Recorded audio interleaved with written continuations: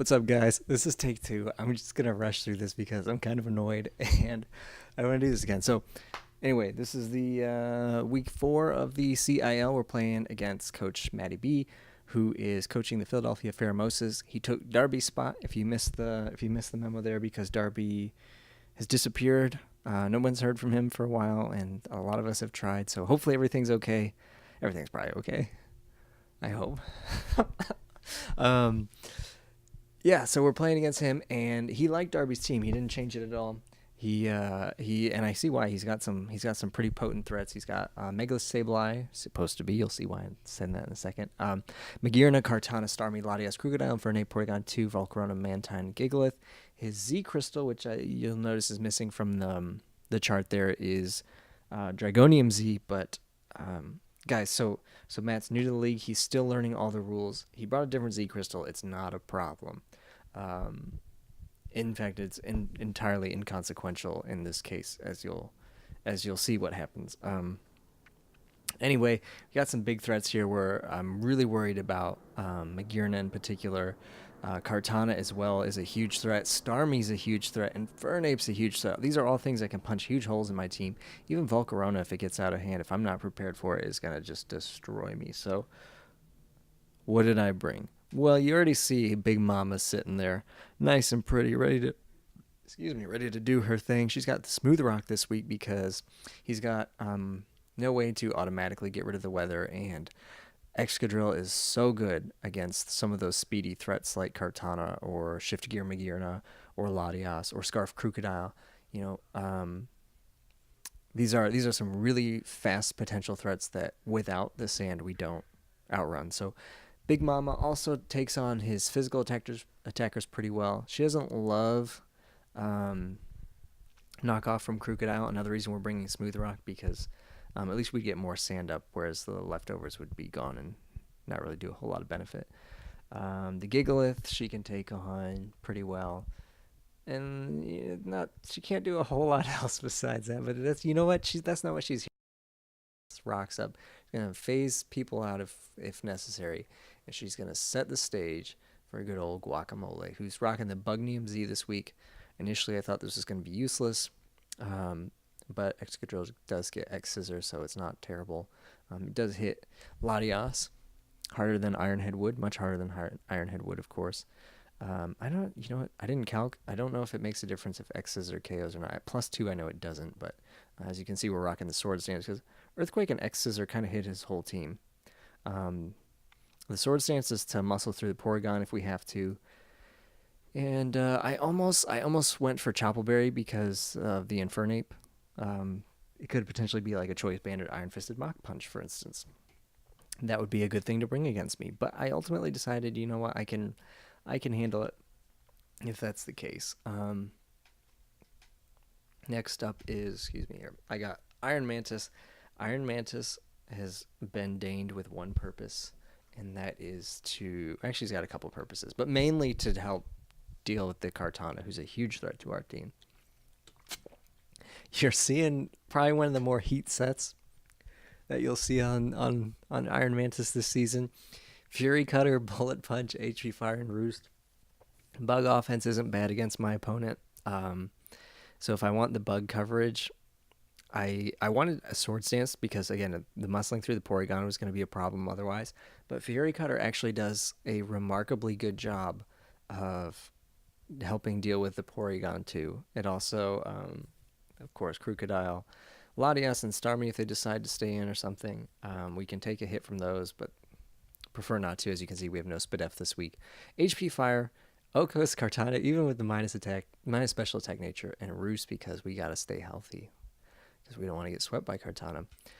We have Lil Cletus, who has the sweeping potential. Look at this amount of offense. We're modest 216 special attack, the 40 defense EVs and 252 HP, plus the Babiru Berry lives a +2 Smart Strike, if I remember correctly. I think that's the benchmark that I was going for. +4, sorry Cletus, you're gone, but hopefully, it wouldn't get to that point because we have the Flamethrower and the Moonblast, which hit everything neutrally. The Mantine would probably take it on relatively well, but that just gives us setup opportunities for Cletus. And, if she does have the opportunity, she could very well win this game, especially if we're seeing like a special Magirna, who Flash Cannon's not going to be doing much if we get to +1, +2. So Cletus is poised to perform one of her famous sweeps. We have Z's. Tornadoes with the Assault Vest switches into Latias. Helps us deal with Volcarona. Maybe a special Starmie who, doesn't have Thunderbolt. Or I think this spread lives it because we're not running Naive or anything like that because of the Assault Vest. But we've got the U-Turn, Heatwave, Superpower, Smackdown. Superpower again for Porygon 2. I'm really concerned about my ability to take that down because I don't have a fighting type on my team. Heatwave for the Kartana because that thing just wrecks me otherwise. And I don't want him, I'm worried that he'll do the old timid Kartana trick to get the speed boost. So that could be a problem if he's Swords Dance speed boost. I need as many ways to keep that thing from getting out of hand as possible. Smackdown, of course, is full of Volcarona since he's helped to take that on. And finally, Beef Jones, also Assault Vest, also comes in on the Latias and the Volcarona. These are two huge threats to my team. The Starmie as well. The Starmie in particular. Look at my team and look at Starmie. Starmie wrecks my team. So Beef Jones had to come. We're rocking the Pursuit, the Facade, the Rock Slide, and the Earthquake. Pursuits for Latias and Starmie. Facade is in case he just decides to stay in with Starmie and Scald Burns me or something. Rock Slide for the Volcarona, and Earthquake for, I think, just Magirna if I recall correctly. Maybe, Gigalith too. It helps with. So that's our team. As you can see, my opponent brought it's not Mega Sableye, but it's supposed to be Mega Sableye, Latias, Kartana, Gigalith, Volcarona, and Starmie. So he's got a few of the things basically the 4 things I was most worried about, he brought them. Luckily, we were prepared for those. In this situation, Tornadus is actually a phenomenal lead because if it's Scarf Lottie, Scarf Volt, Kartana, Starmie, anything, if it's Scarf anything, we can pretty much OHKO it back. I think Latias and Starmie are probably going to take U-turns, but we U-turn out, get that regenerator boost, and come back in later and take care of them. The Assault Vest pretty much guarantees we're going to live anything from that. The Gigalith, even if it's a Scarf, you could put like 3 Scarves on that thing and it's probably still slower than Tornadus. So we can either U-turn out, we can Heatwave the Kartana, we can smack down the Volcarona. Basically, it's good against everything except the Sableye, and if it's Sableye, we can bait the Will-O-Wisp and get a free switch into Cletus and maybe start setting up. So he does lead the Sableye, which again, he's learning the rules, guys. It's not his fault. Sableye is his choice. It's going to be a little... It's supposed to be Smega. It's his choice to bring regular Sableye this week. He knows now, though, so it's not going to be an issue. He leads it just like we talked about. We're bringing in Cletus on it to absorb the status and maybe set up and go for game. He goes into Gigalith. I didn't anticipate... Watch this. Okay, so I go for the Calm Mind thinking, yeah, Cletus is about to do what Cletus did all of Season 1 pretty much. Except for the one game where she got hexed. And shout out to Chase. And that Gigalith takes it so well. I did calc the Babiri Berry with a heavy slam, and without it, obviously, it OHKOs. I didn't calc the offensive output. I thought Modest with almost max special attack was going to do a lot more than that, but it didn't. I'd switch out into Iron Mantis because I know I can take Heavy Slam or anything that thing wants to go for. We are defensively bulky. I'm going to pause this real quick because it's already getting ahead of me. We are defensively bulky. And he switched out into Kartana, which was perfect for me because that's the whole reason Iron Mantis is here. He's there to deal with Kartana. So I went for the Hidden Power Fire, expecting him not to expect it, but he might have expected it. I don't know why he would, but he might have, because he goes straight away into Volcarona. Maybe he just saw it as a setup opportunity. Although I don't know, man. If it could have been a setup opportunity for Kartana too, if you didn't know that the HP Fire was there, because you kind of wall the Scizor. You get to +2 and maybe Sacred Sword. I don't know, but anyway, he goes into Volcarona. Yikes! Takes that Hidden Power, pretty nice, but with the sand and the damage from that attack, it's some nice chip. No leftovers, so I don't know.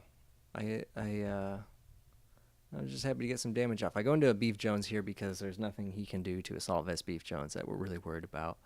We're going to go right for the Rock Slide, even at +1, even at plus like 3 or 4. I'm pretty sure Beef Jones lives in attack. If it's Fiery Dance, he might even live +6.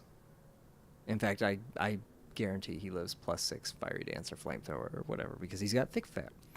Goes into the Sableye, gets a crit, unfortunately for him. But otherwise, some nice chip on the Sableye. He goes straight away for the Wisp again. Cletus is our switch into this because we don't want anyone else to get a burn. That whole team, this is weird for me. This whole team is physical attackers except for Cletus, with the exception of mixed. Well, we got mixed Tornadoes and mixed Scissor. I double out into Hippowdon expecting the Gigalith. There it is. Free rocks in my book, especially since we know he's not Mega at this point. He booms. Not 100% sure about the boom play. I'm not sure what the plan was. Big Mama takes it really well because she's so bulky. He goes into Latias. I decided to switch out because I can set up Sand later, and I've got some pretty good switch-ins to this. So I go into Torn expecting a Draco I expected him to try to pick off the Hippowdon. He goes for the Calm Mind, which is a little scary. That means he's probably going to be a little bit bulkier. So this U-turn that we're going to go for, not going to do as much as it normally would, especially because we're more physically offensive than we normally are. So I know he's really bulky. I go out into Snorlax because I got a lot of chip damage on him, and he goes for the Draco. He gets a crit. Unfortunately, it brings us to about half with Sand, a little below half. So without the crit, we would have been in better shape, but it's not the end of the world because Beef Jones still has enough health to do what he needs to do. Tries to get the Latias out of there. That's what the pursuit's there for. Snorlax picking up the first kill for us of the game since Gigalith boomed. Goes into the Sableye. I was worried he might expect this, but I had no reason not to go into Clefable because I do have the switch-ins if he does decide to double out into Volcarona or Kartana. And rocks are up, so we can double all day and it only benefits me. He goes for the Z-move Black Hole Eclipse. Again, guys, he knows the rules now. It's fine. It's not a big deal. The difference was like, what, that did 15%? Honestly, I don't think it makes any difference here because Starmie's going to come in. I thought he'd go for a spin. Oh, wait, no. Starmie, he switched in Starmie. I was expecting Volcarona or Kartana, and he brought in the Starmie, which surprised me. As we find out, I stayed in because I thought he was going to spin. He did not spin, as you can see. He just got the KO because he is actually Spec Starmie, I found out after the game. So he can put on some big damage. Now, right here, I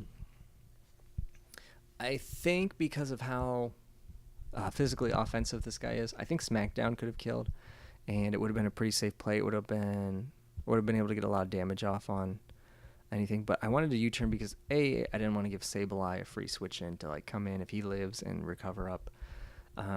And I felt that at this point, a burn on Torn wouldn't be the worst thing. Like, even if he stayed in a Scald or if he switched out into Volcarona, which I really didn't anticipate, but saw it as an option because if it's Spec Starmie, like it had to be to KO Clefable, to KO Cletus, from that range, then, oh man, I totally lost my train of thought. Then he can't get rid of rocks, I think that's what I was going to say. But he does go into the Volcarona here. We do just click the U-turn. There's really no reason not to at this point. We get some nice chip, about half of his remaining health. He's down to 17%. What did I go into here? Beef Jones, of course. Good old Beef. In hindsight, Facade probably would have been a better play, but I don't want that Sableye coming in and recovering it for free, so I click Rock Slide. And we know how lucky I've been with Rock Slide in the past. Fortunately, they all hit this time. And so here's Starmie again. I have the Pursuit. It's not quite enough to take out Starmie from this range. But I don't really have... Maybe Facade would have been better.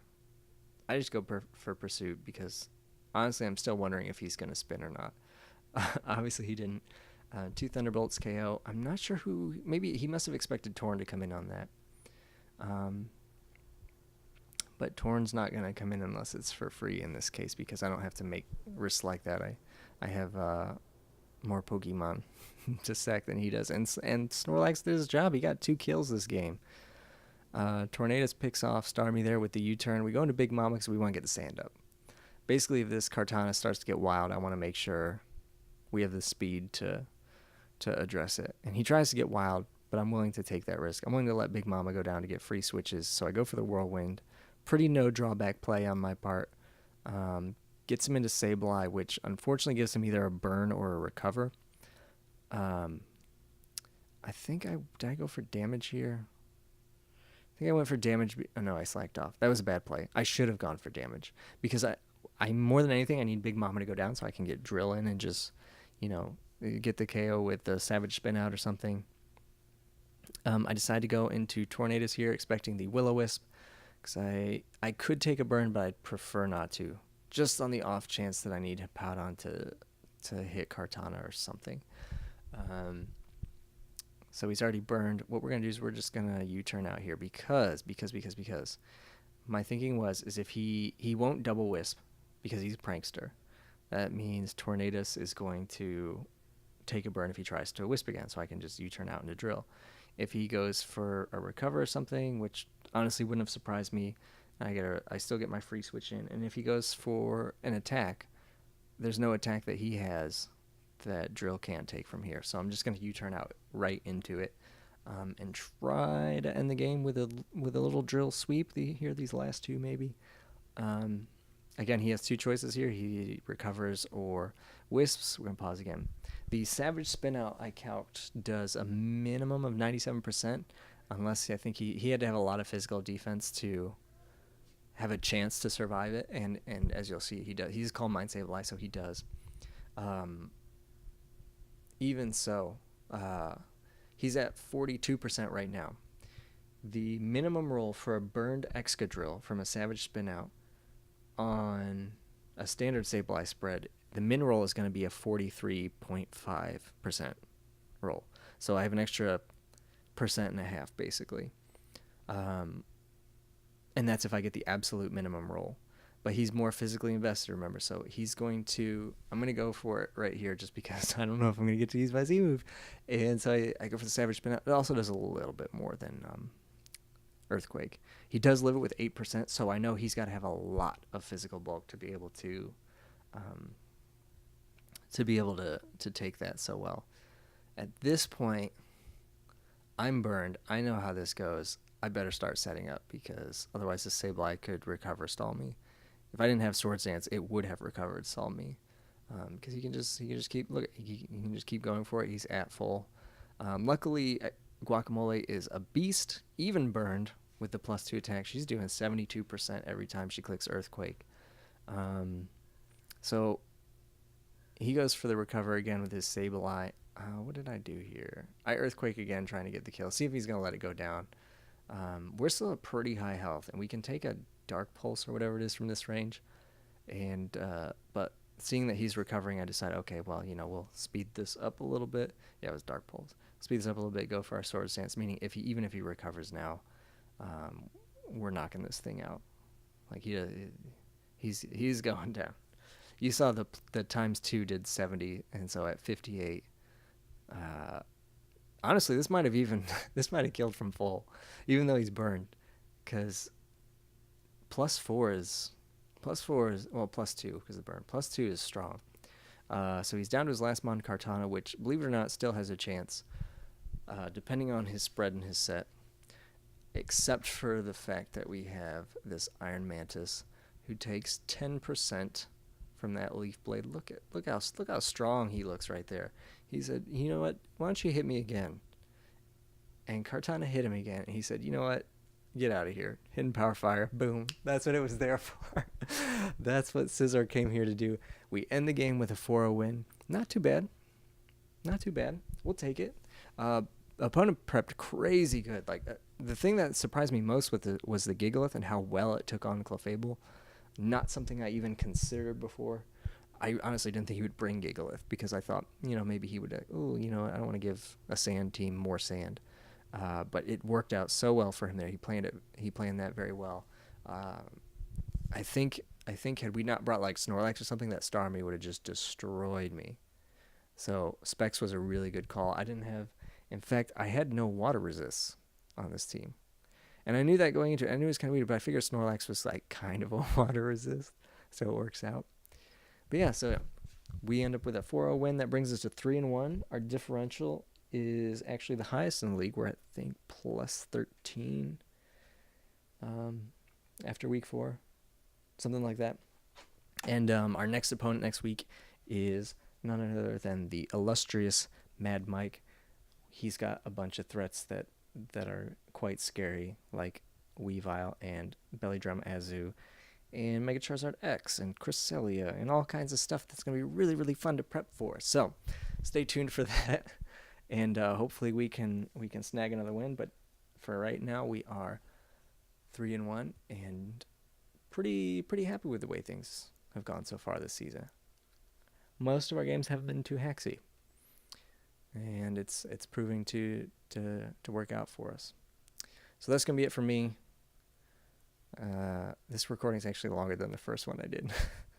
Only by like a minute, but still. All right, guys, that's it. Hope the audio worked this time. If not, I quit. All right, bye.